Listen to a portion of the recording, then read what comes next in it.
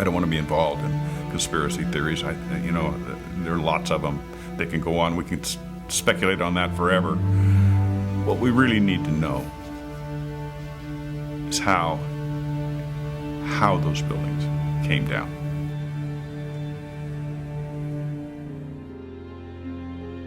My husband Steve was 48 years old when he was killed on September 11th, 2001. He was in the North Tower on the 104th floor.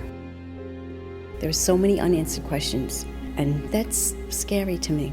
We never had answers. Nobody ever stopped to have a scientific investigation. A scientific investigation. A scientific investigation. Tribute lights in the New York skyline. An annual memorial to the lives lost on 9/11. Yet there's still more light that needs to shine, revealing truths that their family members deserve to know. September 11th, 2001, a day that changed history. 4 planes went silent and off course. 2 of those planes crashed into the World Trade Center Twin Towers. Several columns were severed, and the jet fuel ignited fires that spread over several floors. About an hour later, millions watched in shock as both towers were suddenly and rapidly destroyed, killing almost 3,000 people, for whom truth and justice may have yet to be served. Hi, I'm Richard Gage, AIA, licensed architect of over 20 years and member of the American Institute of Architects. I'm founder of Architects and Engineers for 9/11 Truth, a nonprofit organization of well over 1,000 technical and building professionals. According to official government reports, the fires weakened the structural steel framing of both twin towers, leading to sudden, progressive, and total collapses. Unknown to most people, a third steel frame high-rise, World Trade Center 7, was also destroyed. Critical questions have been raised by more than 1,500 architects and engineers about the official explanations for the destruction of all 3 of these buildings. Along with more than 10,000 other concerned individuals, these professionals, collectively comprising more than 25,000 years of experience, have signed our petition. They're calling for a new investigation into the destruction of these 3 World Trade Center high-rises. This call is based on evidence that reveals a very different destruction scenario than reported by government engineers. As coherent sets of scientific facts are brought into focus by the experts, the data, and the witnesses in this film, you'll come to a much greater understanding of the events of 9/11 and will be in a position to draw your own informed conclusions.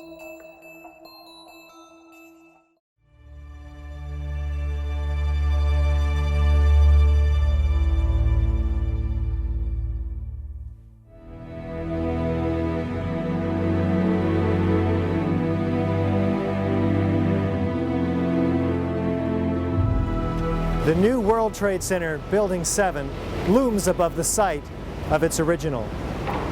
Building 7 was a 47-story high-rise, not hit by an airplane. Yet, it was the 3rd modern steel-frame skyscraper to collapse rapidly and symmetrically on 9/11. It was a football field away from the North Tower and sustained minor damage from falling debris. Building 7's precipitous collapse was blamed on normal office fires. I'm Steve Barish, founder and president of Barish Architects and Associates, Inc., a 33-year-old architecture, planning, and engineering firm. One of the things that really interested me is how quickly the Tower 7 fell. It fell within 7 seconds approximately from top to bottom. This building was built in the mid-'80s and met all the codes at the time. From about 1965 until about 1985, most of my experience has been in high-rise, multi-story steel buildings. NIST would have us to believe that these were was a typical office fire, scattered office fires, if you will, that brought this building down. Since the mid-'60s, I've tried to follow high-rise fires because they're something we worry a lot about as we design these buildings. And I'm not aware of any high-rise building that have come down as a result of fires. The coup de grace for me was when I found out that Building 7 had collapsed later that day, and when I saw Building 7 come down. To me, the fact that it looks like a perfect controlled demolition of an intact building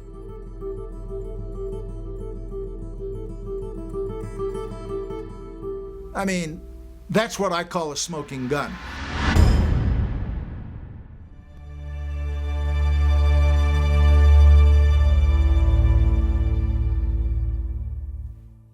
Was the structural steel from World Trade Center 7 preserved, documented, analyzed according to standard procedures for investigating engineering failures? 400 truckloads per day of material were taken away from the World Trade Center site and sent to China for recycling. There were laws violated in the destruction of that evidence. And for the American Society of Civil Engineers to ignore those events is extremely disturbing and is a violation, in my opinion, of their professional code of ethics. It was contrary to the way all investigations are done. If an airplane crashes, they seal off the entire area, nobody touches anything, they move it to a secure location, and they reconstruct an aircraft. Normally, when you have a structural failure, you carefully go through the debris field, looking at each item, photographing every beam as it collapsed and every column where it is in the ground, and you pick them up very carefully and you look at each element. We were unable to do that in the case of Tower 7. You can't do science when you are deprived of the evidence and when your hypothesis is the least valid instead of the most likely. When the most likely hypothesis in the case of Building 7 wasn't even mentioned. This is not science. It's trying to prove preconceived ideas.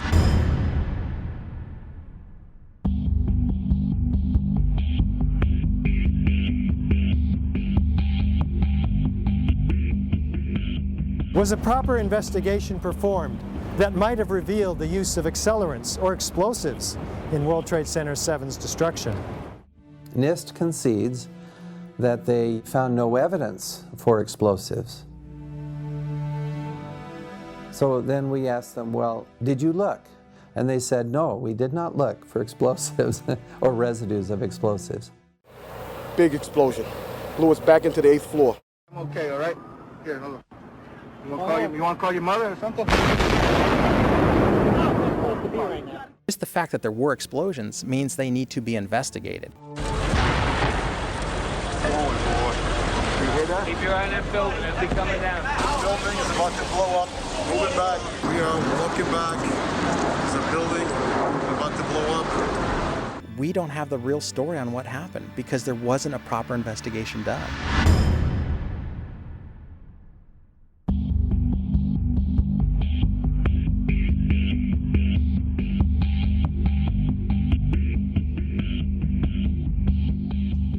World Trade Center 7 collapsed because of fires fueled by office furnishings. It did not collapse from explosives or from fuel oil fires. As reported by the New York Times, engineers were baffled by the collapse of Building 7. Since no steel frame high-rise has ever completely collapsed due to fire, how are we to understand this mysterious event? High-rise buildings simply do not collapse due to fire. There has never been until 9/11 an experience where a high-rise building that was steel frame completely collapsed. There have been fires burned longer in similar structures without any collapse. This claims the fires were very large, very hot, and long-lasting, when in reality, observation, which has been researched by many people, shows these fires did not last very long. They were not in the locations where NIST claims they were at given times. I'm a fellow of the American Institute of Architects. For the 40-plus years that I've been practicing architecture, I've designed a variety of buildings from small houses to high-rise office buildings. Some of the high-rises that I've worked on are 1 shell and 2 shell here in Houston. I was project manager for a 22-story office building in Akron, Ohio. Later in the day, when World Trade Center 7 collapsed, they had already showed us pictures of a few fires in that building, and I mean, they weren't even raging. And how could that cause a building to collapse as if it were imploded? Couldn't happen.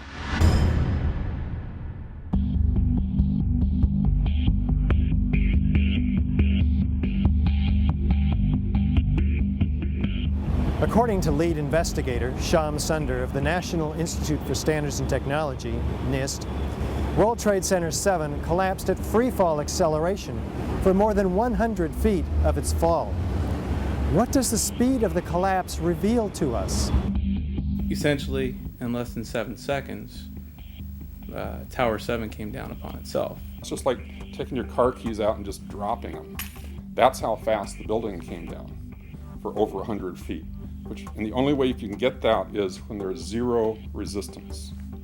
And so what we're looking at is a building just coming straight down, falling right through itself with zero resistance. Buildings don't have zero resistance, which is why you feel comfortable walking into a building. This building had 40,000 tons of structural steel in its structural system, and that is intended to keep it from going anywhere. NIST is telling us that the building below it ceased to exist for the first few seconds of the collapse of the building. Well, things in physics just don't cease to exist and cease to resist the forces that are on them. The building didn't disappear so the building can fall for 100 feet at free fall speed. That's impossible. That's a violation of the fundamental law of physics that says that for every action there's an equal and opposite reaction. If floors fall, they tend to fall and are braced by the floor directly beneath it. And there's some delay there. Because of redundancy, because of all the other columns in the building that were not affected. Even if a floor were to collapse, it still wouldn't be able to collapse all of the connections simultaneously at the rate that it did without secondary explosions.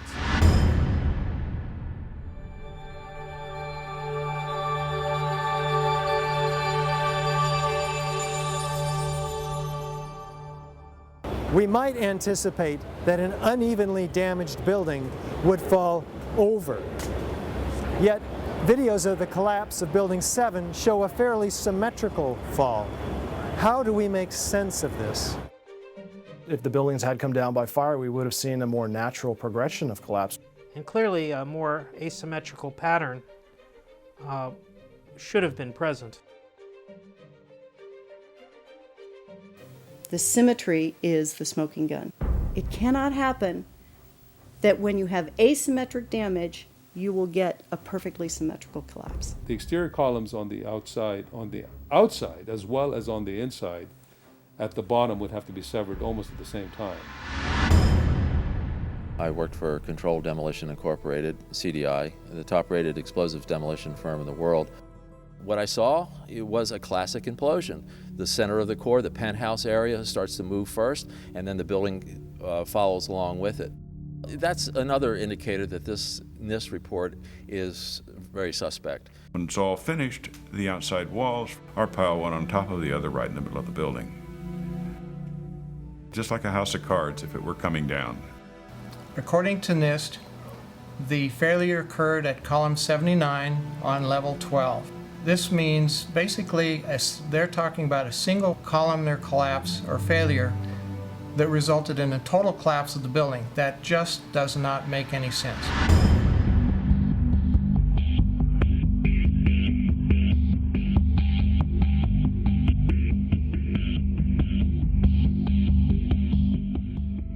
The explanations from FEMA and from NIST don't add up.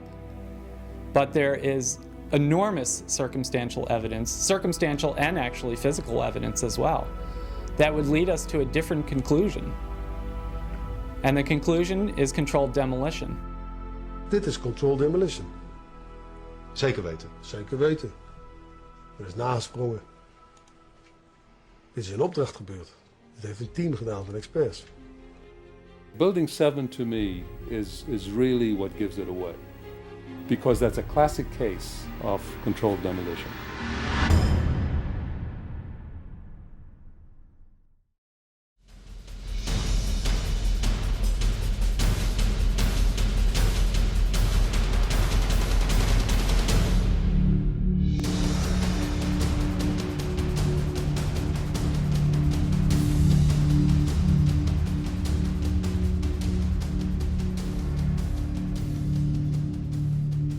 This is the original site of the World Trade Center Twin Towers. Construction is now underway where dramatic new facilities are being erected. Just 10 years ago, the planes hit the towers, cutting through some exterior and interior supporting structural steel columns. The fuel from the planes ignited office fires across several floors. According to the official reports, the structural steel frame was weakened and failed, causing a total progressive collapse of each tower. Does the official explanation make sense? Was there a comprehensive investigation that examined all of the evidence? I walked into the office and the first words that I heard was, "A plane's just run into the World Trade Center." And my initial thought was, well, that's okay. It's built to withstand a 707. It did not seem possible that these towers that were designed to withstand the impact of a 707 could possibly collapse in such a short order of time from the time that they were hit. The majority of the jet fuel was burnt up instantly in the big fireball, and it was gone. The fires that were left were office furnishings and carpet and things like that. A lot of things in these kind of buildings have to be fire resistant by nature. It's required by code. So there really isn't a whole lot of fuel in there to begin with. The media portrayed these fires as being extremely hot, but the fires were not that hot in World Trade Center 1 and 2. If you look at the NIST zone data, you could see this. And to use our own powers of observation, you could tell by seeing these fires and seeing black smoke come out the windows. That means that the fires were oxygen starved, and it was incomplete combustion. And so it was a low temperature fire. The heat from the fire supposedly softened the steel and thereby brought the buildings down. If you have a flame at 750 degrees, you can hold that flame under a steel beam forever, and you'll never reach a high enough temperature to bend steel, let alone melt it. So immediately I knew at that point that the official explanation was dead wrong.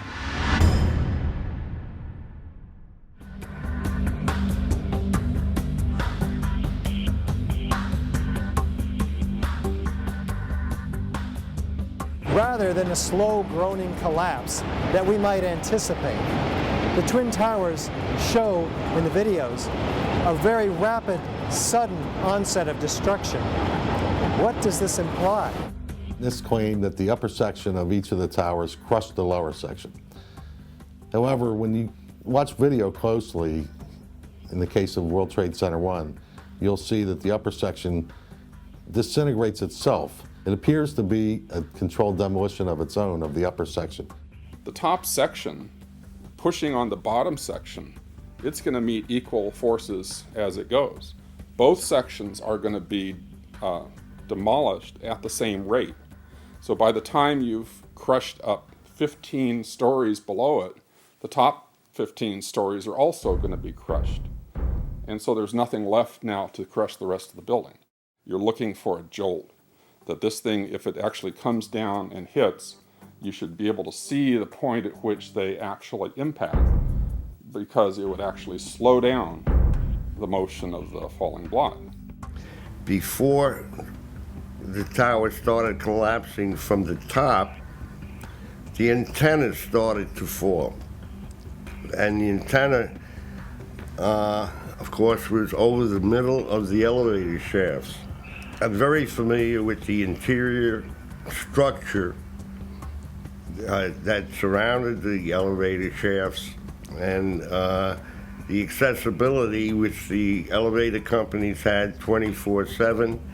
It wouldn't be a problem once you gained access to the elevator shafts. Then a team of loading experts would have access to all the core columns and beams. The rest could be accomplished at that point by just the right kind of explosives for the job at hand. The only way that I can see that the towers could have collapsed is that the interior columns were compromised.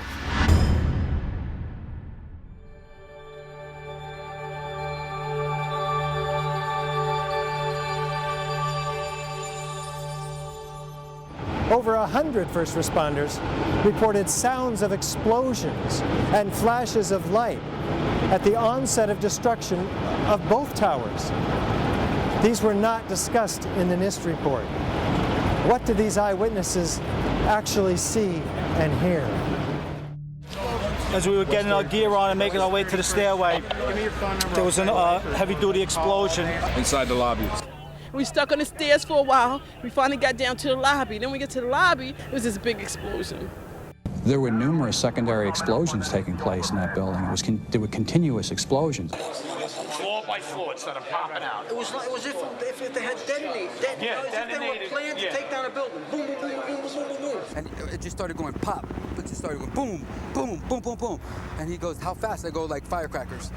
They're reporting exactly what I would expect. You're hearing boom, boom, boom, boom, boom, waves of explosions going off. Not one massive big boom. There's so many videos of witnesses from that day that report explosions. There's radio transmissions from the FDNY. We have the transcripts that were recorded, back in 2001 of all these firefighters and first responders reporting explosions. This testimony should have caused the presumption that there was a good chance explosive residue would be found and justified testing for it, rather than the opposite.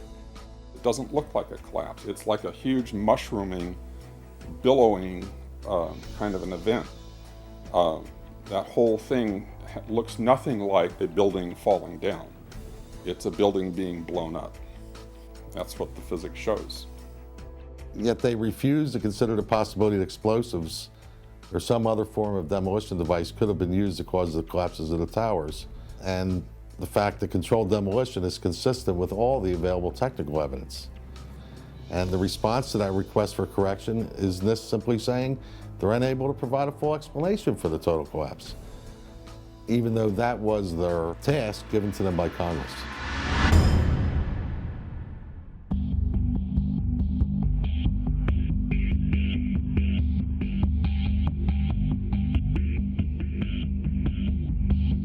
FEMA documents a 1,200-foot diameter debris field around each tower. Videos show multi-ton steel sections of hundreds of individual steel pieces ejecting out of the towers at 60 miles an hour for a distance of 600 feet. They also show clouds of debris pulverized in mid-air and isolated explosive ejections as many as 60 stories below the so-called crush zone. Videos also show the near total destruction of both towers. What does all this tell us about the forces and energies involved in the destruction? Large, multi-ton beams were hurled hundreds of yards laterally. Gravity works vertically, not laterally.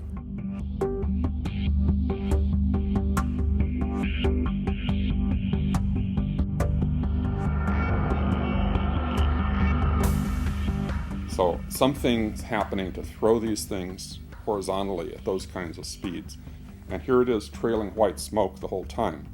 It really is indicative of some kind of explosion. The individual explosions that I noticed 20 and 30 and 40 stories below the collapsing structure.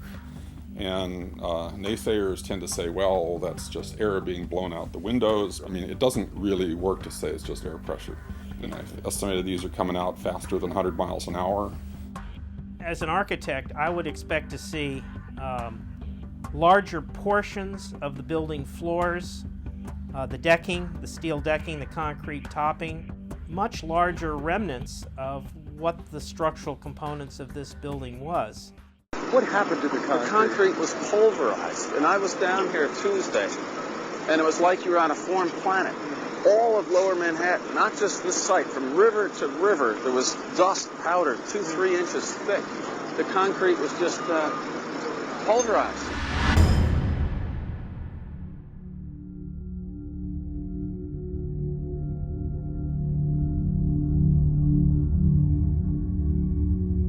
In its report on World Trade Center 7, which came out in May of 2002, FEMA documents in Appendix C steel that has been melted and even partially evaporated, resembling Swiss cheese.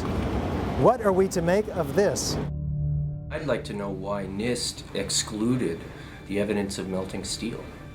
Why is this not included? Why is this forensic evidence not being included in the report?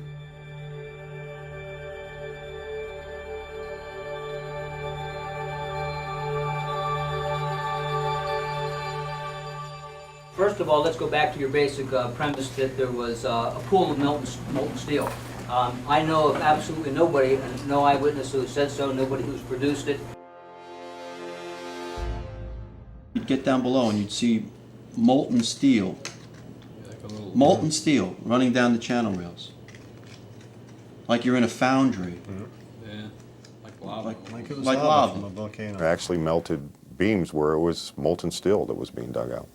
Underground, it was still so hot that molten metal dripped down the sides of a wall. It's this fused element of steel, molten steel and concrete and all of these things all fused by the heat into one single element. And they pulled off a big block of concrete, and there was like a little river of steel flowing.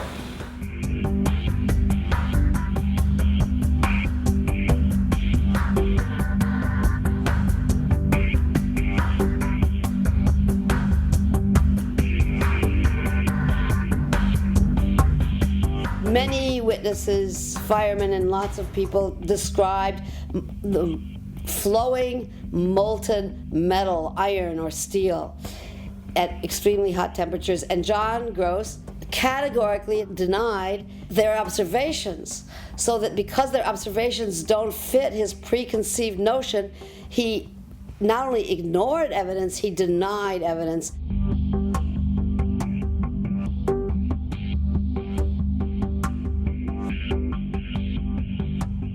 In an office fire, you cannot generate enough heat to melt steel. And yet we have evidence of molten iron in the microspheres, in the rubble pile, and the metal pouring out of the side of the tower. So what is this molten metal? It's a direct evidence for the use of thermite. An incendiary used by the military, thermite is a compound of iron oxide and aluminum, which when ignited sustains an extreme heat reaction, creating molten iron. In just 2 seconds, thermite can reach temperatures over 4,500 degrees Fahrenheit, quite enough to liquefy steel. We know that open-air fires cannot burn hot enough to melt steel, but metal had melted at the base of the towers. I found a pore in the steel that had pure sulfur. There's a government theory that calcium sulfate from gypsum boards was the source of sulfur, and that's wrong. Calcium sulfate cannot undergo any kind of a chemical reaction that produces the element sulfur, and we're not dealing with any kind of compound of sulfur. When we're talking about sulfidation, we're dealing with the element sulfur. There's a version of thermite called thermate, which has sulfur in the thermate. And what the sulfur does is it's sort of like salt on ice. And it just basically makes the steel melt at a lower temperature. And if you do a search on Google for thermite and building demolition, you can find devices that have been fabricated and invented that use thermite for building demolitions. In the case of thermite cutting charges, you would have heard far less noise since they are worked by thermal heating, melting of the steel, rather than an explosive cutting as in RDX charges. Overflights had detected with infrared camera 1400 degree Fahrenheit hotspots on the surface of ground zero. And that being there for a week, indicates that there was something very hot going on below the surface. So thermite would also explain potentially the fact that the fires could not be put out at ground zero. The fires lasted for quite a while, but most importantly, they were deep within the pile, where people would expect that the environment was oxygen starved. And thermite could explain this because it has its own oxidant within. It's actually the metallic oxide that provides the oxidant to allow the incendiary thermite reaction to occur, even underwater.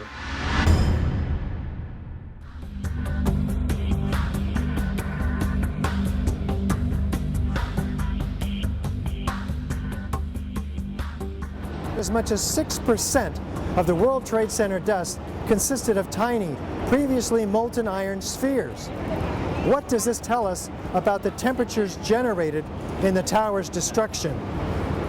When the USGS collected samples of the World Trade Center dust, they found the iron microspheres. Insofar, the USGS does not have a valid explanation for the presence of these iron microspheres. So what do the microspheres contain? Iron is the main element, and then it has smaller portions of aluminum, sulfur, a trace of manganese. Most of them are less than about 1/10 of an inch in diameter, and they're spherical. And they're found in all of the dust blown out of the buildings during collapse, no matter where in Manhattan that dust is picked up. You must have had a much hotter heat source for you to get 2,700 degrees Fahrenheit in order to melt the iron to get these molten spheres. Your heat source must be something like a chemical reaction, an exothermic chemical reaction that reacts, in the case of thermite, reacts at 4,500 degrees Fahrenheit. My contention, based on finding thermite residue in the dust, is that it happened before. It didn't happen after in the fires that ensued in the rubble pile afterwards. It's all the characteristics of the microspheres, along with what I see in the attack of the beams that were actually found, tell me that thermite was involved in melting those steel beams.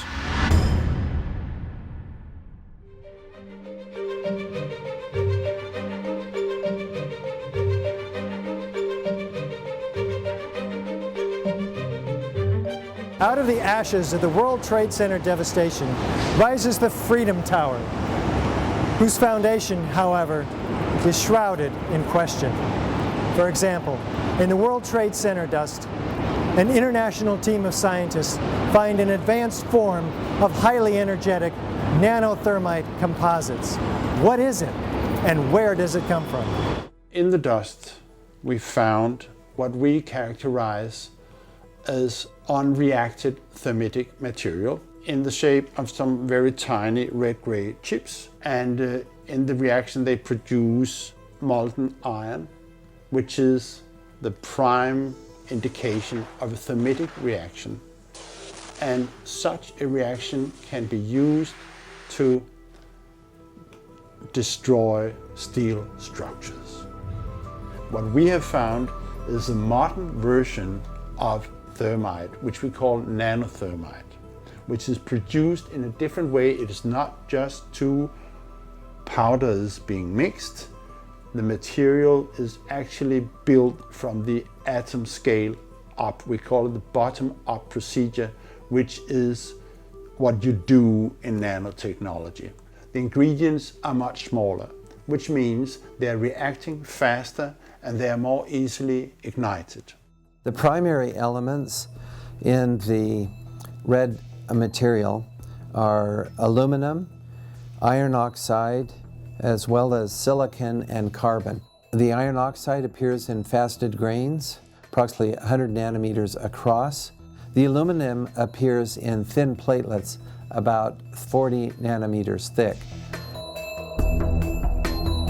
This is discussed in our paper in the Open Chemical Physics Journal, published in April of 2009. But so far, none of these papers have been refuted in the literature, the scientific literature. So that means they are unchallenged in the scientific sense. They stand as an indictment, really, of the official story of 9/11. We also took paint that came off of the WTC steel and looked at that in the SEM and did a compositional analysis of that and found that it was not similar to the red-gray chip or the red layer of the red-gray chips. This cannot be paint. Paint does not have these exotic properties. It's impossible. This is material that is of military use that really shouldn't be there.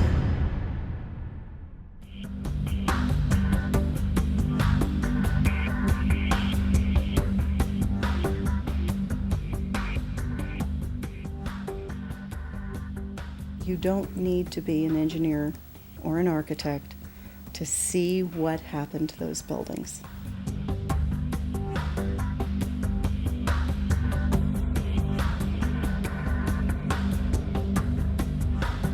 Any honest investigator would be looking at this and looking for explosives and so forth.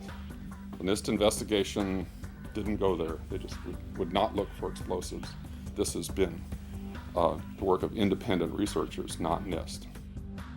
So the preconceived notion of NIST is that there's no evidence for explosives, and so there's no point in looking. That is the most unscientific thing that you can possibly think of, not to look because you don't expect to find evidence, and in fact the evidence is overwhelming that these red-gray crystals are very high-temperature incendiaries. They state these conclusions for which there's virtually no evidence, and then they ignore conclusions that can be drawn from the evidence.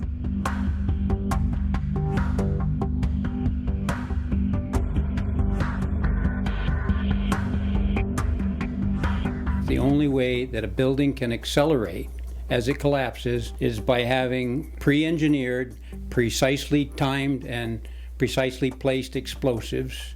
In other words, controlled demolition. We have a professional responsibility, and I urge every engineer and architect and demolitions expert and anybody that has any knowledge in this field to examine the evidence and stand up and be counted, because the rest of the world is depending upon us. We know we've been lied to about 9/11. We don't know for sure who did it. We don't know exactly how they did everything. And that's why we need a new investigation to find out.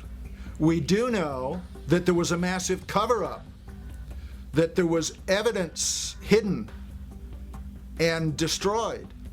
The American people absolutely need the truth of 9/11.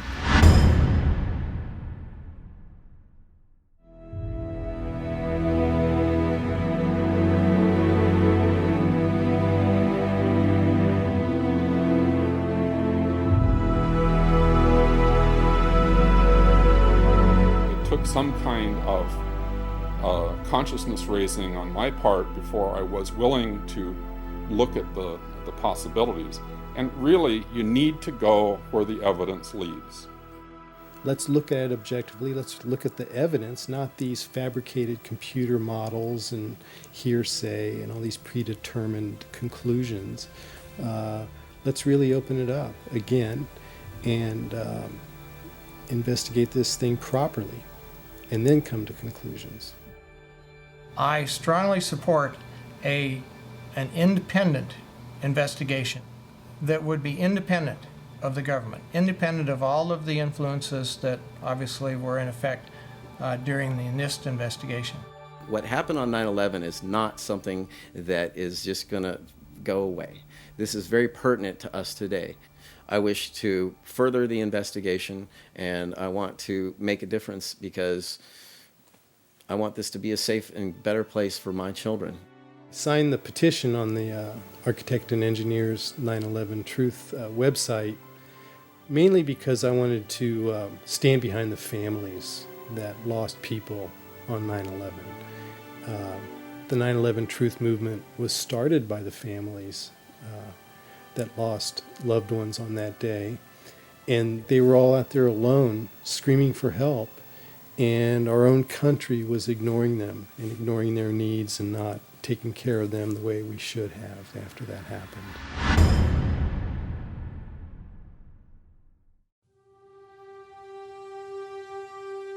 Most of us who have lived with the events of 9/11 have, as a result, experienced some kind of trauma. It can be very difficult to come to terms with what actually happened at the World Trade Center. In fact, someone told me recently, "I wouldn't believe what you're telling me even if it were true." Our petition signers with psychological expertise have stepped forward to offer their insight. While this segment is clearly outside the knowledge base of the architects and engineers for 9/11 Truth, these experts in psychology highlight their valuable experience for us as to why this evidence can still be so difficult for people to accept. As we know, the horrors of what happened on 9/11 were televised all over the world, and they were televised, in fact, live. We witnessed the deaths of almost 3,000 of our fellow Americans. We know this had a very severe and traumatic impact on a large majority of the population. At this point, we have 9 years of hard scientific evidence that disproves the government theory about what happened on September 11th, and yet people continue to be either oblivious to the fact that this information exists or completely resistant to looking at this information. So the question becomes why? Why is it that people have so much trouble hearing this information? From my work, I think we would be remiss not to look at the impact of trauma. Many people respond to these truths in a very deep way. Some have a visceral reaction like they've been punched in the stomach. To begin to accept the possibility that the government was involved is like opening Pandora's box. If you open the lid and peek in a little bit, it's going to challenge some of your fundamental beliefs about the world. If we can think of our worldview as being sort of our mental and emotional home, I think all of us will do just about anything to defend our homes, to defend our families. And so I see that with people, and I saw that with myself when my brother tried to talk with me about it, of don't mess with me, don't mess with my home, don't mess with my comfort with how things are. About a week later, I read a lengthy article by Professor Griffin about why he believes the official account of 9/11 cannot be true. And it was a very well-researched article. It was in my office at the time. I sat there and I felt my stomach churning. I thought maybe I was going to be sick. And I leaped out of my chair and ran out the door and took a long walk around the block, around several blocks, and just broke down. I understand now that what was happening was my worldview about my government being in some way my protector, almost like a parent, had been dashed, and it was like being cast out into the wilderness, I think is the closest way to describe that feeling. And I sobbed, felt like the ground had completely disappeared beneath my feet. And I knew at some point during the walk that I knew that I was going to have to become active in educating other people about this, that for me to retain any sense of integrity, I was going to have to take some action. I couldn't just let something like this go. When we hear information that contradicts our worldview, social psychologists call the resulting insecurity cognitive dissonance. For example, with 9/11, we have one cognition, which is what the official story of 9/11, what our government told us, what our media repeated to us over and over, that 19 Muslims attacked us. On the other hand, we have what scientists, researchers, architects, engineers are now beginning to tell us, which is that there is evidence that shows that the official story cannot be true. So now we've lost our sense of security. We are starting to feel vulnerable. Now we're confused. 9/11 Truth challenges the beliefs that our country protects us and keeps us safe, and that America is the good guy. When your beliefs are challenged, fear and anxiety are created. In response to that, our psychological defenses kick in, and they protect us from these emotions.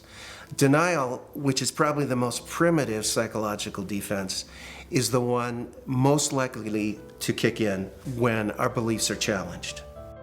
And it's a very, very uncomfortable state to be in. And eventually our mind shuts off. Just like when a computer is overloaded, our minds get overloaded. We can't handle it anymore and we shut down. And what some of us will tend to do is deny the evidence that's coming our way and stick to the original story, the official story, and to try to regain our equilibrium in that way. Another thing we can do is decide to look at the conflicting evidence and be sincere and be open-minded and look at both sides of the issue and then make up our own mind about what reality is. Here are a few of those spontaneous initial reactions to hearing the contradictory evidence about 9/11. I don't want to know the truth, or I'd become too negative and psychologically go downhill. I'm not sure I want to know. If this is true, then up would be down and down would be up. My life would never be the same. Fran, I refuse to believe that many Americans could be that satanically treasonous. Someone would have talked. But these are beliefs. They are not scientific facts. But these beliefs do keep us from looking at the empirical evidence. Whenever we say, I refuse to believe, we can be sure that the evidence that's coming our way is not bearable and that it's conflicting with our worldview much too much. As I thought about all of these responses, I realized that what is common to every one of them is the emotion of fear.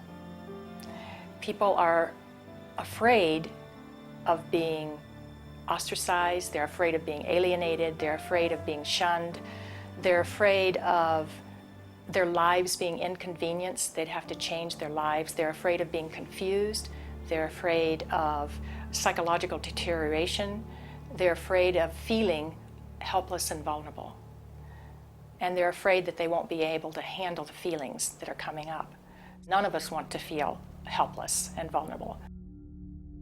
Healing comes through facing the truth, experiencing it, allowing the feelings to come in, so that if there are feelings of fear that perhaps these events were caused by something that we haven't thought about yet, dark elements within our society, for example, we'll let that come in and explore it. Let the light shine on whatever happened. This will be the most healing process. After World War II, part of the way that Jewish people honored the dead was by making sure that the truth was known and that the value of these people was respected.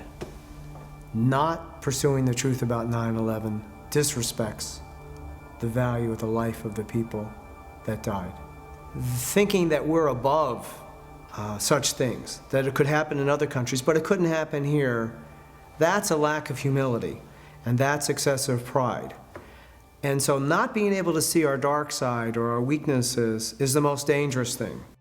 A feature of American history that makes us particularly liable to this pride is this notion that's called exceptionalism, that America is the exceptional nation. And that began from the beginning. As this country was formed, the people would say, well, there was so much evil in the European countries, so much cheating, so much lying, so much using the people for the ruler's purposes, but not in America. We have leaders that are free from those sins. So I think this has made 9/11 particularly difficult for Americans. So we need to understand that questioning is patriotic. Questioning is what we're supposed to do as citizens. That's our duty. When something like 9/11 happens, we need to be sure that we have a real investigation into who the perpetrators are, and then we need to be sure that those perpetrators are held legally accountable. It's part of the healing process on the individual level as on the collective level. We need the truth in order to heal.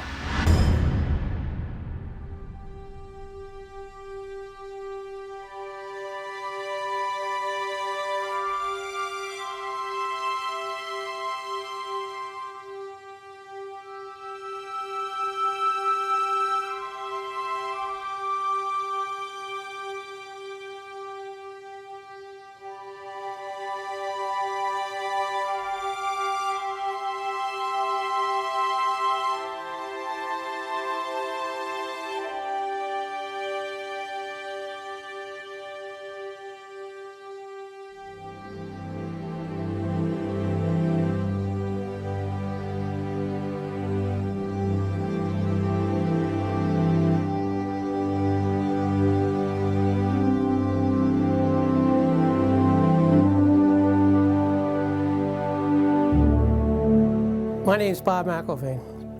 I'm from right outside the Philadelphia area, and I'm the father of Bobby Mcelveen, who was killed in the lobby of the North Tower on September 11th, 2001.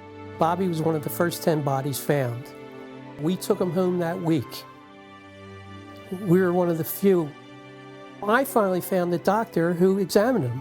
All his injuries were in the face, the front of his face was blown off, massive cuts in his chest and his right arm were blown off. To me, that means explosion. What happened on September 11th was the tragedy where Neil was on Flight 175 and it crashed into the second tower. And I can't imagine what happened to him. My brother was my best friend. David has always been a firefighter. My brother went in to save people's lives. I'm a family member trying to find out the answers to the murder of 3,000 plus people. I'm Jane Policino. My husband Steve was 48 years old when he was killed on September 11th. I have no identification. Why is that?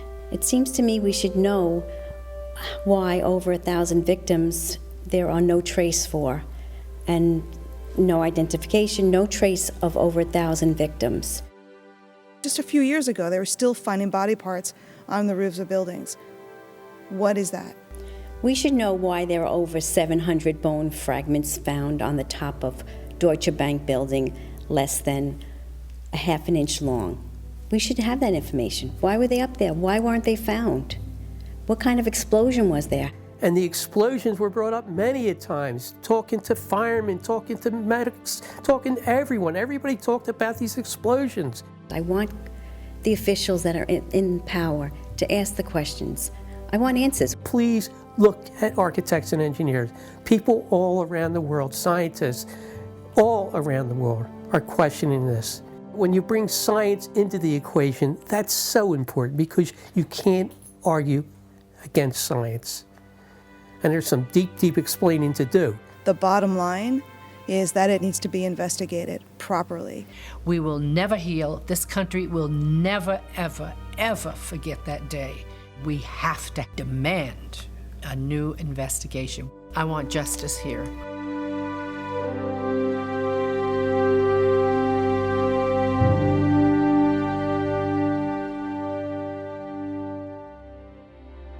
The forensic evidence that you've seen is very real.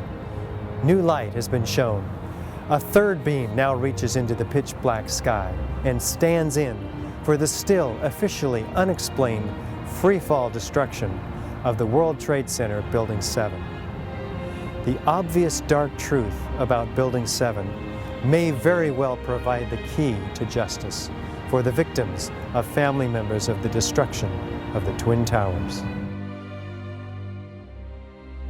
The country owns this. We were all victims. You all should want answers. It's not just ours, not just mine. We all lost something that day.